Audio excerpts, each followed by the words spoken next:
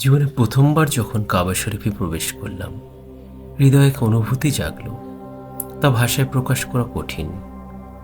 যেন পৃথিবীর সমস্ত প্রশান্তি এই জায়গায় মিলিত হয়েছে। এই সেই কাবাঘর যা আল্লাহ নিজ হাতে সম্মানিত করেছেন। যেদিকে ফিরে আমরা নামাজ পড়ি, যে ঘরকে ভালোবাসা নবী রাসূলগণ অনুভব করেছেন। পবিত্র কাবা শুধু একটি ভবন নয়, এটি আল্লাহর ঘর, প্রতিটি মুমিনের হৃদয়ে টান। হযরত ইব্রাহিম আলাইহিসসালাম ও তার পুত্র ইসমাইল আলাইহিসসালামের নির্দেশে এই ঘরটি পুনর্নির্মাণ করেন। যুগে যুগে নবীগণ এখানে এসেছেন, ইবাদত করেছেন।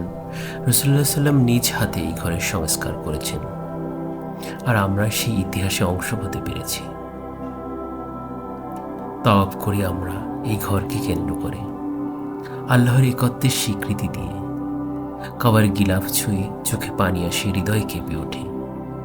হাজরে আসসাদে চুমু খাওয়া, মাকামে ইব্রাহিমে নামাজ পড়া, মুলতাজামে দোয়া করা, এসব আমাদের আত্মাকে পরিশুদ্ধ করে। যারা এখনও কাবা শরীফ দেখেননি, আল্লাহ তাদের ডাকার তৌফিক দান করুন। যারা দেখেছেন তারা জানেন, এই কাবার ঘরে প্রেম একবার হৃদয়ে লাগলে তা কখনো মুছে যায় না। আল্লাহ আমাদের সবাইকে কাবা শরীফ দেখার সৌভাগ্য দান করুন। যারা কাবা দেখেছেন তারা কমেন্ট করে জানান কেমন অনুভূতি ছিল আপনার।